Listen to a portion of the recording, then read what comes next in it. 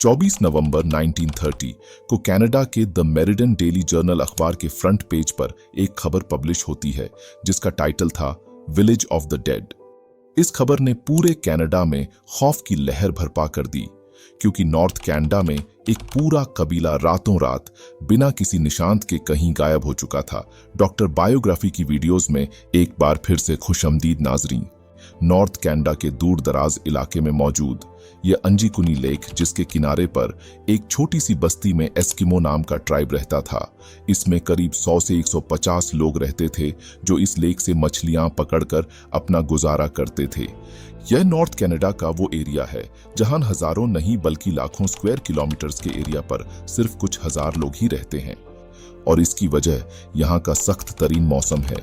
Anjikuni lake में मछलियों के अलावा आसपास के एरिया में दूसरे जानवरों का शिकार भी होता है, और इसके लिए कई शिकारी यहाँ आते रहते हैं। यह नवंबर 1930 का एक ठंडा तारीन दिन था जो लेबल नामी एक शिकारी इस इलाके में शिकार के लिए आया। शिकार में वह इतना बिजी हो गया कि उसे पता ही नहीं चला कि कब अंधेरा हो गया। उसके दिमाग में एक आइडिया था कि वह पहले की तरह लेक अंजीकुनी के किनारे एस्किमो नाम के कबीले में जाकर रात गुजार लेगा। इस कबीले के लोग बाहर से आए लोगों की खुशामद करने के लिए काफी मशहूर थे, इसलिए जो लेबल ने अपना सामान बांधा और एस्किमो की तरफ कदम बढ़ाने लगा। यह एक चांदनी रात थी, लेकिन दूर दूर तक बिल्कुल खामोशी छाई हुई थी। ना ही कोई शख्स नजर आ रहा था और ना ही किसी की आवाज। वह सिर्फ अपने कदमों की आवाज सुन पा रहा था। हालांकि जो पहले भी ऐसा कर चुका था, लेकिन आज कुछ न कुछ अजीब था। अस्कर कुत्तों के भौंकने की आवाजें आने लगती थीं, जो बस्ती वालों ने ही पाल रखे थे। लेकिन आज के दिन बस्ती के करीब पहुंचने पर भी सिर्फ वीरानी और सन्नाटा था।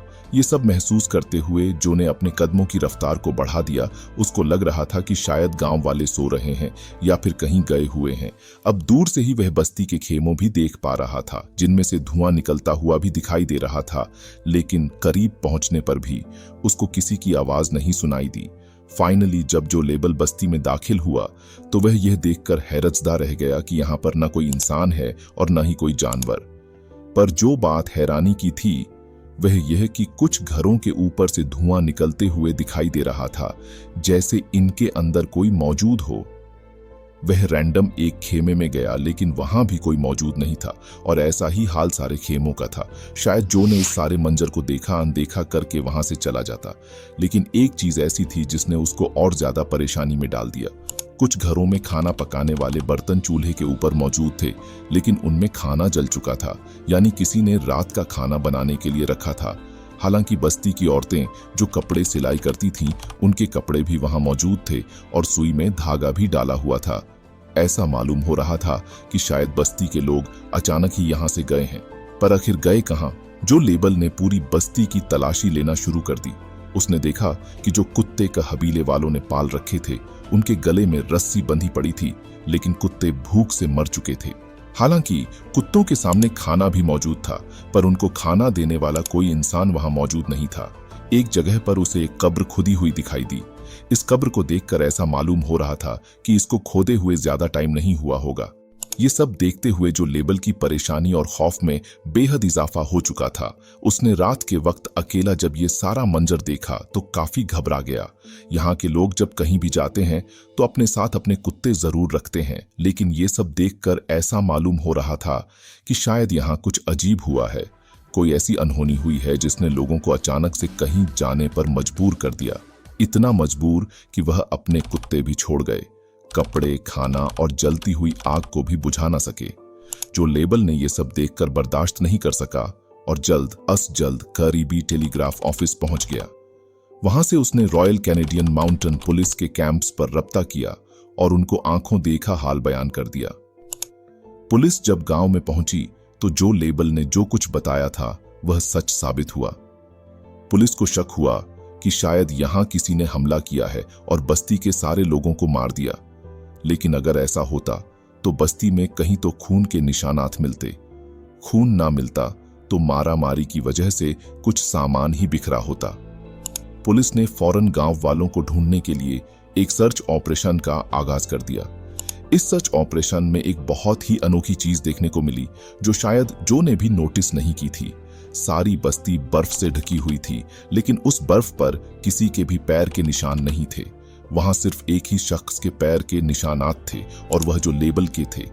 यानी अगर इस बस्ती में जो के अलावा कोई आया नहीं और कोई गया नहीं, तो फिर बस्ती वाले गए तो गए कहां? बस्ती वालों की कश्तियां जमीन पर खड़ी थीं, क्योंकि इस मौसम में मछलियों का शिकार नहीं होता। इसी वजह से कश्तियों को जमीन पर खींचकर पार्क कर दिया जाता था।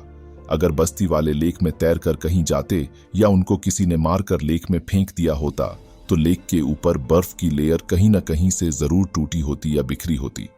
पुलिस को इन्वेस्टिगेशन में यह भी मालूम पड़ा कि ये लोग जो लेबल के यहां आने से पहले ही गायब हो चुके थे, क्योंकि कुत्तों की मौत 1-2 रोज भूखा रहने की वजह से नहीं होती, और घरों से निकलने वाला धुआं इस बात की निशानी थी कि इनको यहां से जाए ज्यादा अरसा नहीं गुजरा, क्योंकि यह वह धुआं था जो लकड़ियां बुझ जाने के बाद भी काफी देर तक निकलता रहता है।